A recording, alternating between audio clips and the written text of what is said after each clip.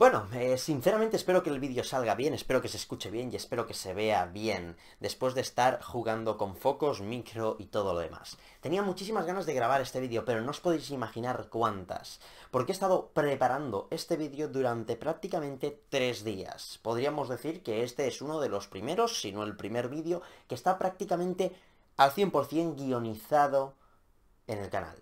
Realmente lo que voy a decir lo voy a sacar de mi cabeza, es decir, lo voy a sacar de lo que he estudiado, pero está pausado, está guionizado y está milimetrado todo lo que voy a decir. No el cómo lo voy a decir, porque lo va a decir mi cabeza y lo va a decir mi boca. Pero hoy os presento, y espero que sea para haceroslo llegar y entender, es el primer autor de la segunda asignatura de Economía de la empresa de la UNED. Es decir, diseño organizativo y no sé qué más, no, diseño y cambio organizativo. Donde vamos a ver este, que es el primer autor que se nos presenta, que se llama William Richard Scott. Nacido en 1932 y vivo. Creo que actualmente tiene 87 años, más o menos. No sé si tiene 87 porque su cumpleaños, bueno, en fin, da igual. Y este hombre, nos preguntamos, ¿es economista? Porque sale en un libro de economía.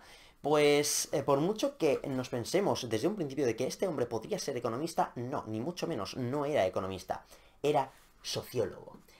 Como Santiago Abascal, básicamente, ¿no? Que en vez de político es sociólogo, pero se dedica a la política. Perdón, esto era un vídeo para hablar de Scott, así que mejor me callo. Mi seña de identidad es imposible tener que cambiarla. Bueno, por eso aquí he puesto unos interrogantes. ¿Economista? No, era sociólogo. Sociólogo y escritor, porque tiene una inmensa y un tamaño enorme de libros escritos por él. De hecho, el libro está plagado de puntualizaciones y citas hacia sus propios libros.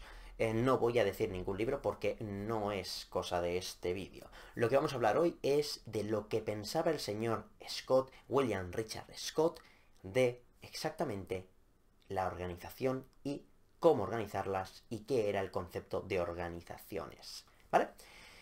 Para el señor William Richard Scott, un sistema organizativo o una organización era una agrupación con diversos elementos. En este caso tenemos 5 elementos. Es decir, para este señor, estos 5 elementos fundamentaban la creación o la nueva incorporación de nuevas organizaciones. Empresas, para que no nos volvamos locos, básicamente. Entonces, ¿qué tenía que reunir una organización para poder ser organización? Pues básicamente unos objetivos en común y un grupo de personas en un lugar determinado con unos puntos en común que pudiesen luchar hacia adelante. Básicamente eso era lo que concebía el señor William Richard Scott sobre el concepto de organización. Nosotros nos podíamos poner, bueno, es que este hombre hacía y decía muchas cosas. Efectivamente, es que era un pensador y sobre todo un crítico.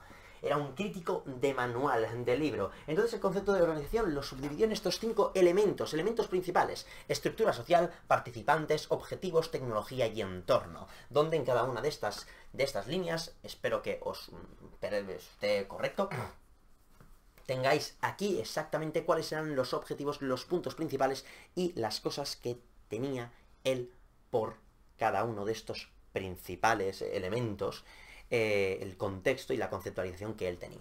Si nos vamos a la estructura principal, nosotros pensamos, bueno, estructura principal, ¿qué narices es eso? Bueno, pues la estructura principal es básicamente el patrón, el árbol, la cosa por la que una organización se tenía que estructurar. Pero entonces, ¿por qué no empezamos por los objetivos? Muy básico, muy simple, porque la estructura principal es la estructura social, es decir, los componentes de cualquier organización eran personas, ¿vale? Personas que tenían un mismo patrón, es decir, que se parecían entre sí.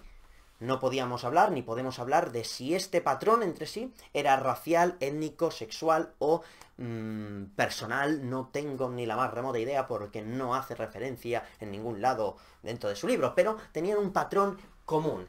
La relación entre los participantes era evidente, es decir, se nos hace pensar, y de hecho se hace pensar, de que tenían que ser parecidos entre sí. Ya lo digo, no sabemos si era en cuestión de raza, en cuestión de sexo, en cuestión de pensamientos, de religión o de lo que sea, no lo sabemos. Simplemente que tenían que tener una relación entre ellos, es decir, los participantes tenían que fundamentar una relación de semejanza entre ellos para poder generar el primer punto elemental, que era la estructura social. Luego teníamos el organigrama, perdón. El organigrama básicamente era la jerarquía entre sus participantes. Quién mandaba, quién ejecutaba, quién hacía una cosa, quién hacía otra cosa, y efectivamente las funciones de cada una de esas personas que formaban parte de esa estructura social. Bien, claro, nosotros aquí, bueno, pues el puesto, y obviamente pues iban a estar remunerados con un sueldo diferente en función de su labor, de su trabajo, de sus capacidades. Bien, era muy importante y es muy importante de que la estructura social tenía un propósito y un objetivo. Era básico. Si no compartían un propósito y un objetivo, lo más seguro es que esa estructura social tuviese brechas. Y de hecho, el señor Scott lo dejaba bien claro. Dentro de las organizaciones había una lacra, había un problema. Y ese problema era la divergencia de opiniones. Es decir, la disgregación y la no semejanza total de sus participantes. Nosotros teníamos que tener en cuenta, y de hecho lo tenemos que tener en cuenta, de que una estructura social no era algo por lo que el señor Scott se refería que pudiese darse de manera espontánea o era simplemente temporal. No, una estructura social era permanente, ¿vale? Para el señor Scott la estructura social era una cosita que era permanente. Después de hablar de la estructura social, pasamos a los participantes. Ahora podréis ver que todo esto se va acelerando de una manera bastante más grande, porque nosotros, hablando sobre los participantes, básicamente el señor Scott decían que contribuían a la estructura social de una manera activa, siempre y cuando ellos eran declarados y considerados como actores sociales. ¿Por qué actor social? Porque un simple trabajador, un simple empleado, no podía tener nada más que eso. Su sueldo, su puesto y su trabajo. En cambio, un actor social podía atribuirse también con una opinión, con una fuerza intelectual y, por lo tanto, con algo que podía diferenciar ese individuo de otro individuo. Por lo tanto, el punto de que eran actores sociales son muy importantes, muy importantes. La fuerza de trabajo es que básicamente sin los participantes una organización no podía llevar a cabo ningún objetivo, ninguno. Nosotros necesitábamos la fuerza de trabajo. Y luego planteaba un desafío. Los participantes, como veréis, es el foco del desafío y el foco de las desviaciones y el foco de la problemática dentro de cualquier organización. Si no hay participantes, no hay organización. Pero si hay participantes, la organización tiene problemas. Paradójico, ¿no? Pues esperad que esto no ha hecho nada más que empezar. Pasamos al tercer punto, los objetivos. Me encanta. Porque los objetivos cumplían una serie de estandartes casi psicológicos. Los objetivos no formaban parte ni eran propiedad de la organización ni de la empresa. Es decir, una empresa y una organización no tiene objetivos.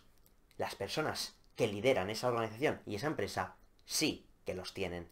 Por lo tanto, esos objetivos no eran parte de ninguna organización, sino que la organización marcaba esos objetivos porque eran los que realmente mandaban quienes marcaban dichos objetivos. ¿Qué pasaba con eso? Que es que el objetivo, realmente, como pone aquí, es un atributo humano, no es un atributo de una cosa que ni siquiera tiene persona, ni corazón, ni nada de nada. Entonces, ¿qué pasaba con los objetivos? Que posiblemente, y lo más seguro, es que no fuesen compartidos por la gran ni por la mayor parte de los participantes. Muchos de esos participantes formaban parte de esa organización por algún objetivo o algún punto en común, o simplemente de una forma simbiótica de que a mí me conviene estar aquí y a ellos le conviene que yo esté aquí. Pero realmente yo mantengo y comparto los objetivos que tiene esa organización. ¿Algo tendrá para que yo esté atado a la misma? Quizás un sueldo, quizás una opinión, quizás simplemente un estilo de vida, o sentirme atraído hacia formar parte o a formar parte de algo. Pero los objetivos eran también un foco de problemática, pero no era la problemática los objetivos. Los objetivos estaban allí, y si los querías, los aceptabas, y si no, pues creabas conflicto. Por lo tanto, los participantes eran los generadores de ese conflicto.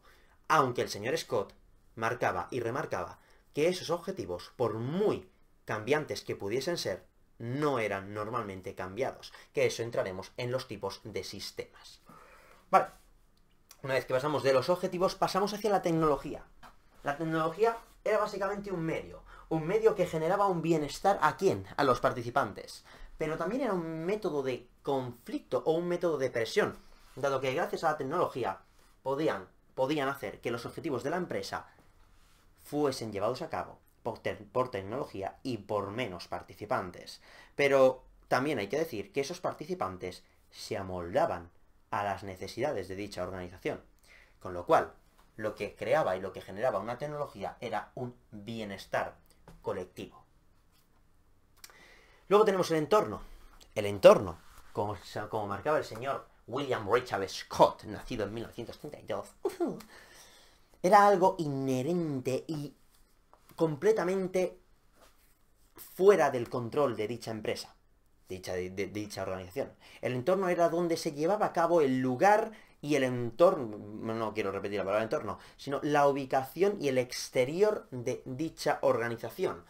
Por lo que nosotros recibíamos también el concepto de influencia. Como hemos dicho, no pertenece a la organización, pero se veía influido. ¿Por qué? Vamos a suponer que yo estoy haciendo, pues, yo creo una empresa, una academia, en el barrio más pobre y más marginal de Palma. Lo más seguro es que dentro de allí, si yo tengo clientes, no puedan pagar la cuota normal, sino que tendrían que pagar una cuota más baja porque económicamente no tienen esa solvencia que tendría un barrio normal. Lo más seguro es que los objetivos que yo pudiese marcarme tendrían que ser bastante más bajos, dado que, lo más seguro, no hayan recibido una educación y tampoco una cultura lo suficientemente potente como para poderles ejercer algo de, no sé, exigirles algo normal. No quiero discriminar a nadie, no, la verdad es que... Entonces, pues los objetivos de una empresa, de una organización, perdón, ¿podían verse afectados por el entorno? Sí, efectivamente. Pero, entonces, ¿qué hacemos con el entorno? ¿Nos adaptamos o intentamos cambiar el entorno? Normalmente las organizaciones se adaptaban al entorno. ¿Por qué? Porque influían demasiado en ellas. Muy bien, dicho todo esto, hemos acabado con todos los elementos principales que exponía el señor William Richard Scott dentro del concepto de organización. Así que pasaremos al siguiente epígrafe que nos está mencionando lo siguiente. El marco conceptual, por cierto, me tendréis que perdonar todas las faltas de ortografía que pueda haber tenido, porque yo soy un caso perdido. Y nos habla de, bueno, de 3 aproximaciones del concepto de organización. 3 aproximaciones se refiere a básicamente lo siguiente. Son 3 ideas que él podía tener sobre el concepto de organización. Es decir, yo puedo pensar que una organización va a seguir este tipo de patrón, este otro tipo de patrón y este otro tipo de patrón. Por lo tanto, aquí tenemos 3 sistemas organizativos diferentes, que simplemente se diferenciaban entre el racional, natural y abierto. Para haceros un poco la introducción, racional era algo de bien. El natural era algo, como que, wow, ha salido así espontáneamente. Y ojo, no tenéis que confundir con estructura social. La estructura social no podía ser ni espontánea ni temporal, pero la organización sí. Y por lo tanto, también tenemos el sistema abierto, que es como un poquito como un dito de Pokémon, ¿no? Que va cambiando en función de lo que le salga un poquito de allá abajo.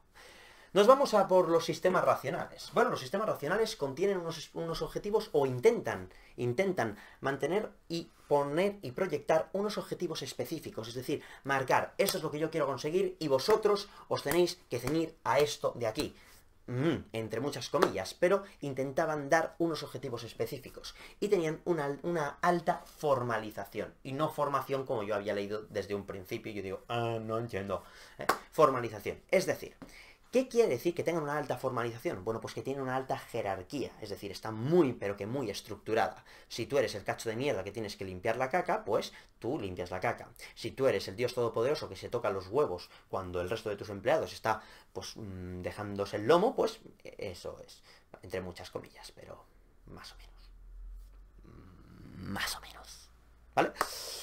Así que esos son los sistemas racionales, el concepto de organización clásico que tenemos en nuestra cabeza, o el que debería de ser, o al menos el que subyace dentro del señor Scott la idea máxima del concepto de organización, que es llegar al sistema racional. ¿Qué pasa? Que estos son los que salen de manera como espontánea, que su objetivo principal es simplemente sobrevivir. Buscan la supervivencia a unos niveles brutales. Lo único que quieren hacer es sobrevivir. ¿Por qué? Porque básicamente ellos han salido de manera... Se generan por un método de simbiosis, es decir, que tienen una cultura propia, se generan una cultura propia. Esto suele pasar en organizaciones, sobre todo, que no suelen ser empresas, como puede ser perfectamente un grupo de amigos. Un grupo de amigos pueden generar una organización, efectivamente. Normalmente en ese grupo de amigos existe una especie de punto en común que se han aferrado a él y han creado otros puntos de nuevo para el bien colectivo. Pero bueno, no ha llegado un hombre y dice, estas son mis normas, vosotros os adaptáis. No. Luego es un sistema que es completamente informal, es decir, normalmente no suele tener una formalización elevada, porque se ha generado de manera espontánea, se ha generado de una forma, pues un tanto así, yuju, un tanto de como que, no sé si me entendéis, es un poco así random, pero básicamente lo que han querido hacer es, bueno, hacerlo y ya está, como un grupito de amigos. Luego los participantes son rectores, es decir, que los participantes son los que gobiernan básicamente este sistema o esta organización, que se le conoce como sistema natural, ¿vale? Bueno, ya ahora sí que para acabar, y realmente me está sorprendiendo porque he durado bastante poco, 16-17 minutos para acabar el vídeo, están los sistemas abiertos. Tienen cero formalización. Es decir, si estos ya son informales, estos ya son la cumbre de la informalidad. Básicamente, los sistemas abiertos es, yuju, aquí, anarquía pura y dura, y que hagan lo que les dé la gana, la puñetera gana. Más o menos, por decirlo de alguna manera, esto vendría a ser la derecha más derecha, y esto vendría a ser la izquierda, no es broma.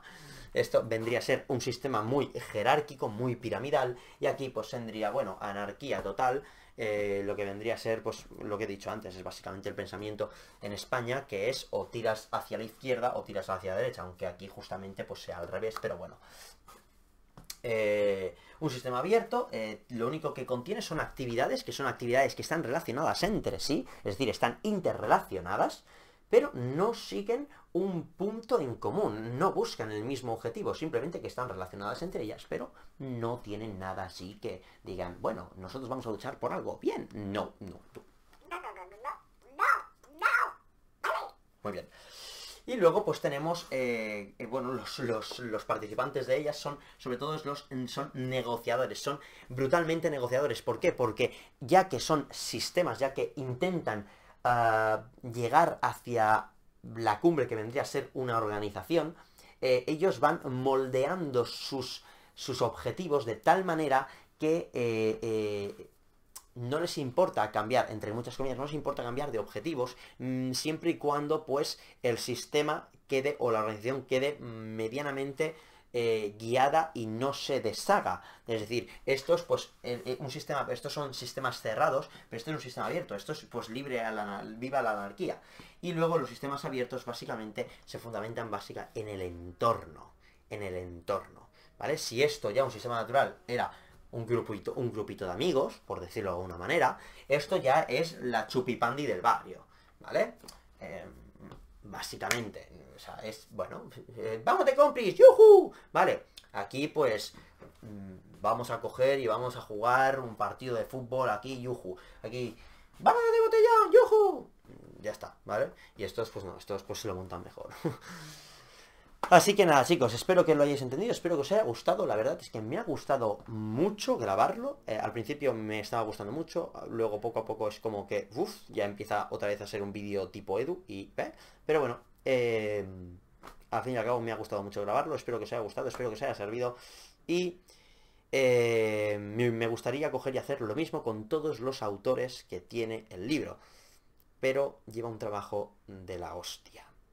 Así que supongo que lo iré haciendo poco a poco, pero no me puedo tirar una tarde básicamente para grabar, terminar de hacer todo esto, porque han sido bastantes tardes subrayando, buscando información, preparando pues los conceptos, encontrando a ver si hay incongruencias aquí, si no hay incongruencias allá, ¿cómo se llama esto? Contrastando, perdón, la información y luego pues ir buscando pues unos ejemplitos acordes a todo esto, ¿vale? Así que, bueno, espero que os haya gustado, espero que se haya grabado porque si no me pego un tiro y nos vemos en el próximo vídeo. Hasta luego.